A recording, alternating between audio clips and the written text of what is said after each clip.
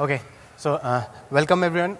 My name is Raj Lal and I am a web engineer at Nokia, and today I'm going to talk about how to create a accessible website and web pages with HTML5. So what I'm going to do is I'm going to give you a brief background on what web accessibility means in terms of users, in terms of devices and so on, and then I'll go into why aspect of it. Basically, this is a business conference, so what is the business case of accessibility? We all know that it is one of our social responsibility, but there is also a lot of a very strong business value to accessible website development. So I'll talk about that, and then of course I'll go into how you can develop a website which is accessible. What are the features and functionalities you have in HTML5 which can be used to make your website, make your web page more accessible. So let's get started. The first thing is what is web accessibility? So I think web accessibility is about making your content and functionality of your web page easily available to everyone. Unlike accessibility in the physical world, in the web world it's much more, it has a completely different meaning, and when you have your content, your functionality on a web page, you want them to be used by all kinds of users at all different circumstances using multiple kinds of devices. So these are the two main type of communication and interaction which you do on the internet.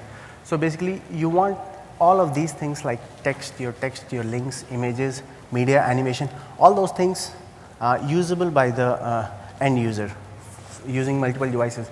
And then the second part of the internet is the interaction model, where you log into a web page, you register an account, you contact, you search. So all this functionality which you give your user, you want it to be usable by as many devices, by as many people possible. Welcome. So so I said your content easily available. So what does easily available means? It means easy to find, understand and use by all these different types of devices. Different browsers, maybe old browsers, old IE browsers, Firefox browsers, old devices which are using these kind of browsers, and then assistive technologies like screen readers, audio browsers, text only browsers, and then so on. So basically you want your content as well as functionality to be available to these devices. And then search engines, they are like spider programs which are like automated algorithms which want to access your content, which wants to index your content. So you want your content and feature to be accessible, to be available to those programs also. And then mobile devices. When you are in a mobile device, you have different kind of circumstances. You have different type of inputs like a tablet, Kindle. You might be using a Kindle on a beach with a very strong sunlight, or so all these different circumstances, different devices. You want your content and feature to be accessible. And then the third part of accessibility is by everyone. So by everyone, I think a common misconception around accessibility is that it is about people with special needs, and it is about them, but it is also about all these other people who are like maybe not so tech savvy users, like our parents.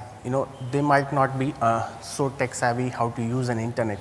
So when you are making your content accessible, you are making it easily usable by your parents, by senior citizens, and then there are different kind of tech savvy users who are like much more advanced, who want to access your content just by keyboard, or who want to access your content on the run, like in a mobile device or in any circumstances. So all these different kinds of users. So you want your content and features accessible through all these devices by all these people, and this is what accessibility is all about.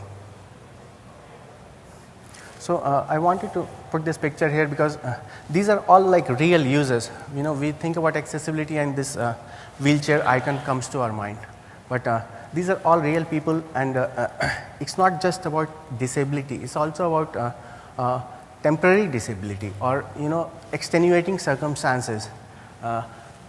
Senior citizens who might have hard of hearing, that may not be in that disabled category, but that still can use your accessible website. So when you create your website, accessible website, basically you are targeting all these users. So let's go to the next question, which is why should we do this? And I think since this is a business conference, I was looking into some of the case studies where why people did and what happened, what was the outcome. So there's a very shocking statistics I found that the number of seniors and baby boomers right now in the United States is like 117 million, the population of 117 million. These are like senior citizens, and they are like 1/4 of the consumers right now. And they have, there is a book on this topic which I have put in the reference link. They say that half of the United States spending power actually comes from them. So right now they are the most rich people, and you are targeting those users. So there is a very strong business case there. So that is one part of it. The second part is the Section 508. In United States, there is a law that all federal agencies, federal funded companies should comply with accessibility. They should support all kinds of accessible users. And there is also a very good example I am going to show in the next few slides what happened with some of these companies. And then the third business case is SEO, which is search engine optimization. We hear about that all the time. So what exactly happens is when you make a website accessible, you add a lot more content in the form of meta tags to your website, and that makes your website much more richer in terms of search engine optimization. So there's actually a real use case where CNET got like 30% more search engine results just by adding transcripts to their website. So let's go check some of these examples one by one. The first one, like I was saying, so there is this, if you are interested, marketing to leading edge boomers and seniors, which says that the annual spending power of these senior folks are around $2 trillion. So I think that's like a huge amount of reason, I can say. And then there was also a very recent case study done by Microsoft, which the result was 57% of working age adults, disabled or not disabled, all of them benefits from assistive technology. So basically when you see a magnifier in your computer or a virtual keyboard, you know, normally we don't think like why they are there, you know, but a lot of people make use of them every day. And even us at times when maybe our mouse or physical keyboard is not working, you know, you might be able to use it. So in a number of different circumstances, and increasing the size of the font, you know, we don't have to be visually challenged to use that feature, because maybe my circumstances like I have a big monitor, you know, I want to just increase the size of the text, and that is what you are making accessible. When you are making this, when you are enabling your content to be resized with the browser, you are making your content accessible. So the second one, of course, is Section 508. So this is like mandatory for all the government websites. So I was actually presenting a session on Department of Veteran Affairs, and almost 90% of them wanted to use HTML5 for accessibility only features, because it's mandatory for them, as well as it's like a bread and butter for them. But so these are the four main categories. So all these problems I said with the devices, with the senior folks, with the extenuating circumstances, all of these circumstances can be categorized into these four categories, which can be in HTML5, in web development, you can cater to them. So I'm going to show some example how to do that, and some more examples later, but just keep this in mind. And then this is one example. There is a number of case studies. If you go to w3c.com, you will find these case studies that Legal and General Group, they actually doubled the number of visitors. Within 24 hours, they saw like 25% increase in their search engine traffic. Even CNET got like 30% increased traffic. So increase in traffic is actually related to your sales in the long run. So a lot of business case, in my opinion, to make your website accessible. So and the third part of the spectrum is how to do it. And you'll be surprised how easy it is to do it, and you don't have to do it from scratch. If you have an existing website, you can add these enablers, add these APIs right now without affecting anything. And that's what I'm going to show next. So these are the four things, four main points, if you will, about accessibility, which I will talk about. The first one is progressive enhancement, which is quite similar to, if you were here in the last session, Estella was talking about make your home page show without the JavaScript. So, you know, this is basically a step forward in that direction. And then there is a set of ARIA accessibility APIs, which is available, which is a part of HTML5 and which is also backward compatible. So you can use them right now. And the third part I'm going to talk about is the W3C PORE principle. It's kind of a very interesting set of principles which solves these visual, hearing and cognitive and mobility challenges. And then I'm going to talk about what is in HTML5 semantics, which helps you to make your content more accessible.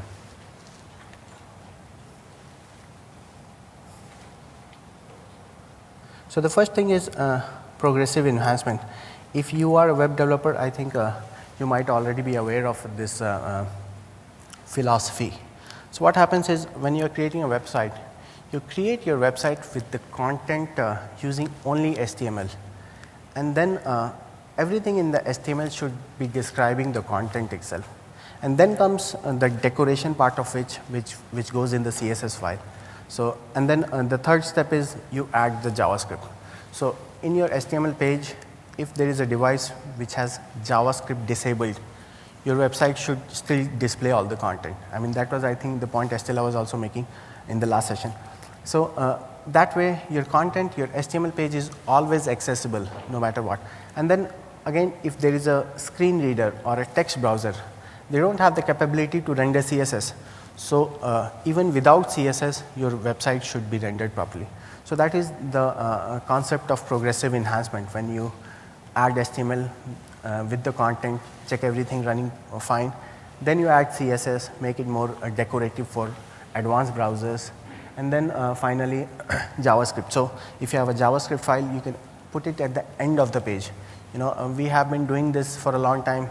We put all the JavaScript files at the top of the page. But now I think if you see, the trend is going towards, even in jQuery, there is a function called onDocumentReady. So what it does is, like, when the whole HTML page is loaded, it starts the JavaScript processes.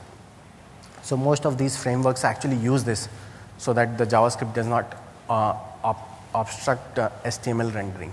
So that's kind of very important with respect to accessibility also. And then the next point, so basically all content available by HTML alone, semantically structured HTML. What I mean by that is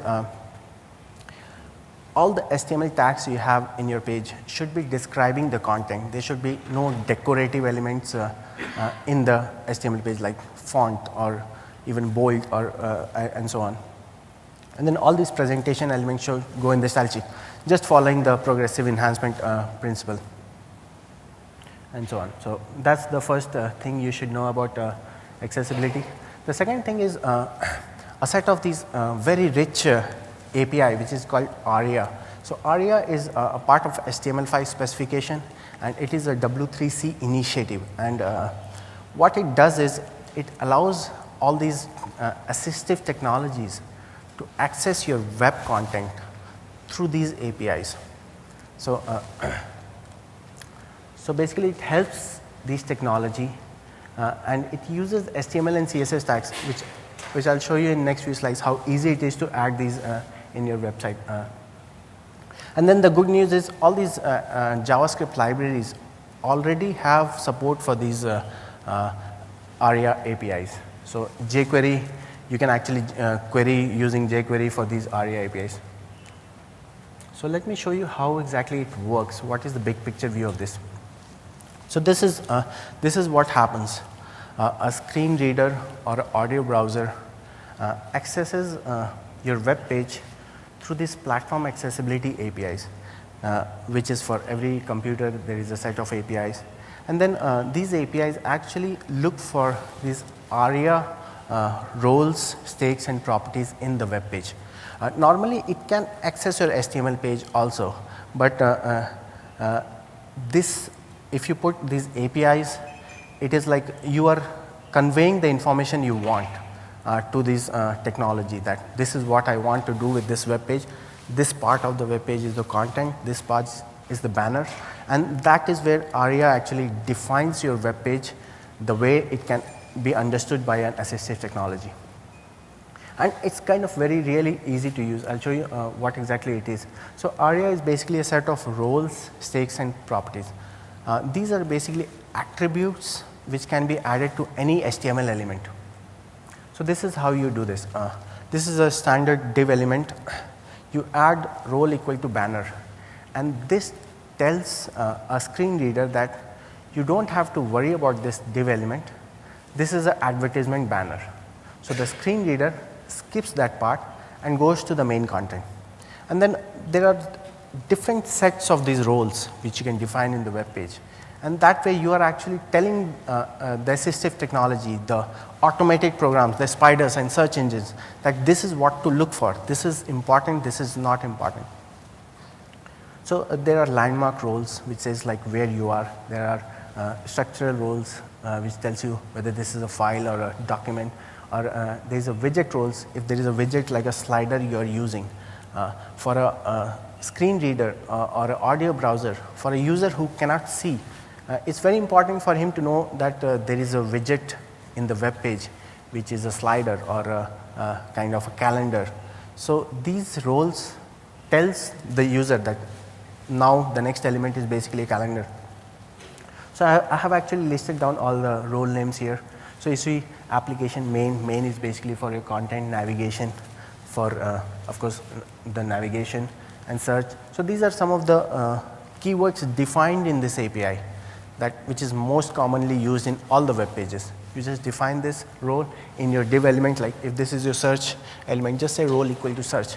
And then in the screen reader, in the audio browser, there will be a shortcut maybe to get to search, and then you can directly go to search like a normal user will do.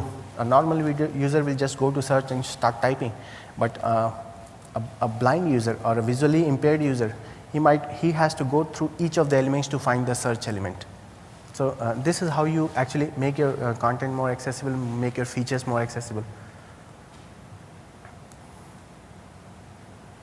And then there is actually a one-to-one mapping between all the HTML5 new tags and these roles, which I'll show you in one of the examples.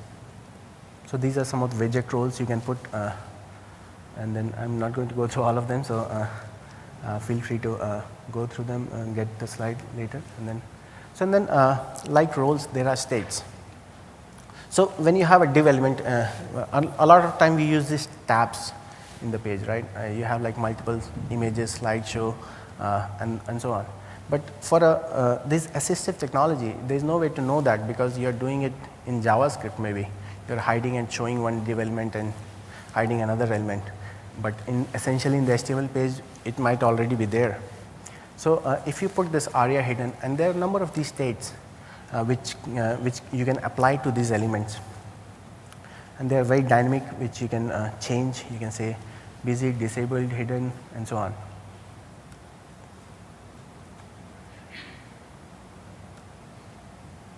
And then again, the properties. Properties are more static attributes like Like if you want to have a ARIA required by, like a field which you want to make it compulsory for the user in a form, you want to add that ARIA required by, and so on.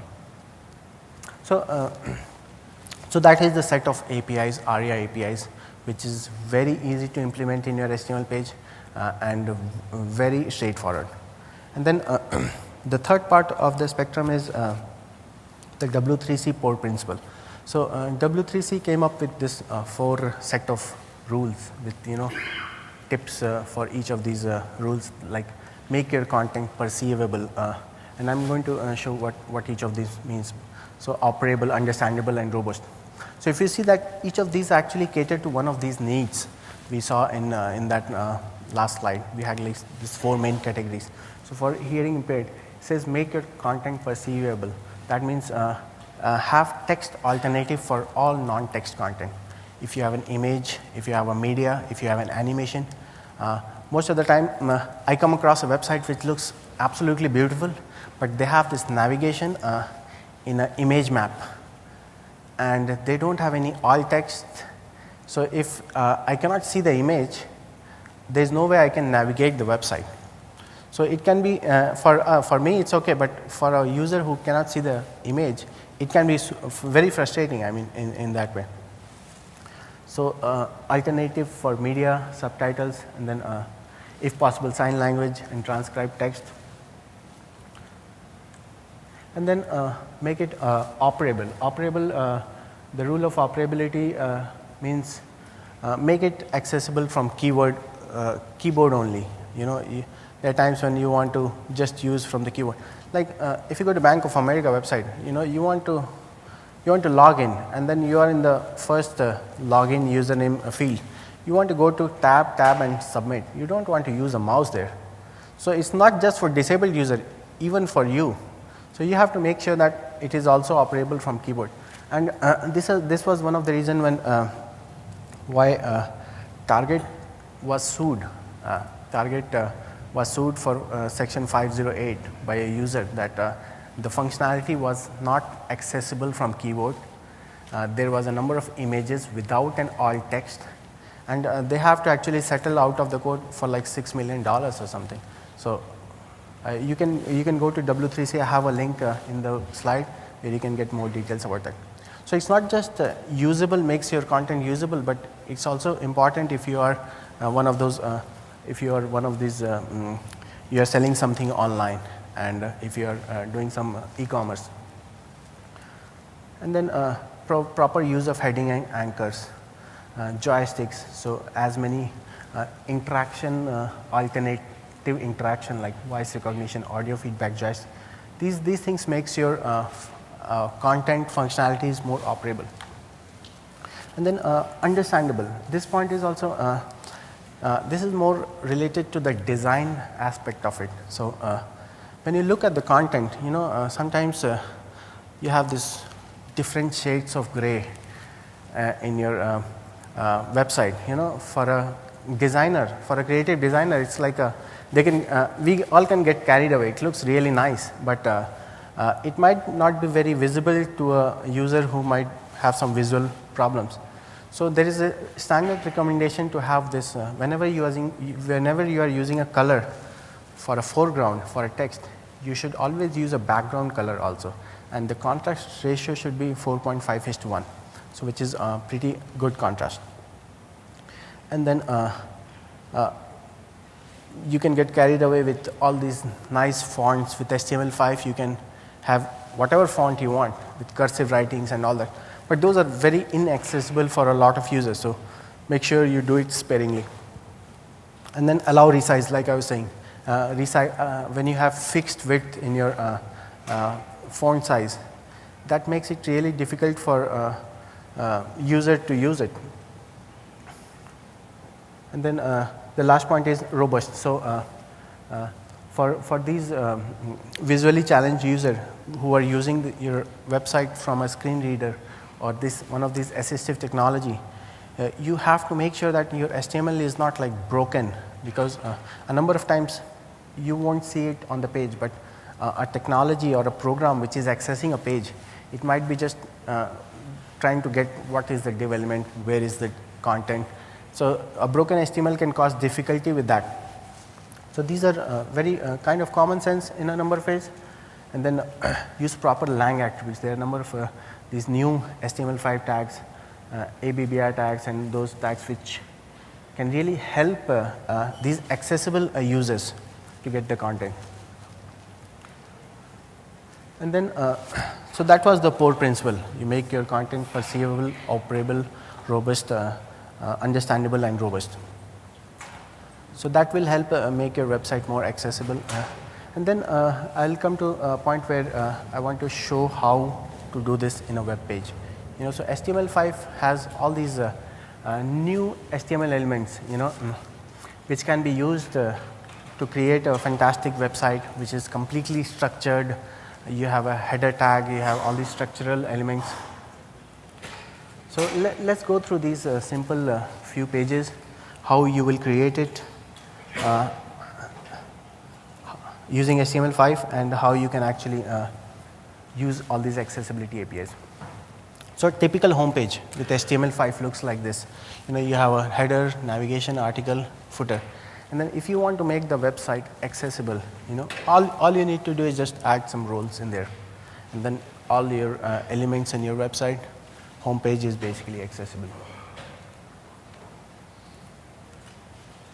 And then a form, most of the time you have a form in a web page. So I have taken a typical example of a form, what you can do, what are the things which makes it more accessible. So the first thing is use some of these label tag and associate them using for attribute. So basically, you know, for this name, you will have a for attribute which will be the ID of this field. So this is all you need to group these two fields together, which helps assistive technology. And then with this new field set and legends, these are group form elements in HTML5, which also allows you to group a form together. So use them, because that will help the user to know that this whole form is a single piece of form which he needs to fill. And then there are other placeholder type equal to email URL text. So when you a number of times when you are in the mobile phone and you type on a URL, what you see is basically suddenly you will see that there is a @ symbol in your keyboard. So this is the magic behind that. When you say type equal to email or URL, you see that. So there is a based on the type, you get different keyboards and makes it more accessible. And then, like I said, ARIA required, ARIA live, ARIA described by. These are the ARIA APIs which you can use. And then the last part of the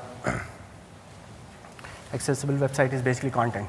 So this is the order in which a screen reader accesses your image content.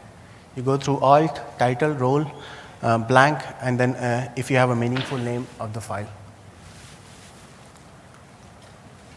And then these are some of the tips for text and links accessibility, which I already talked about, making your font size relative, and then have meaningful link text. So, you know, most of the times we see click here or more links in a web page.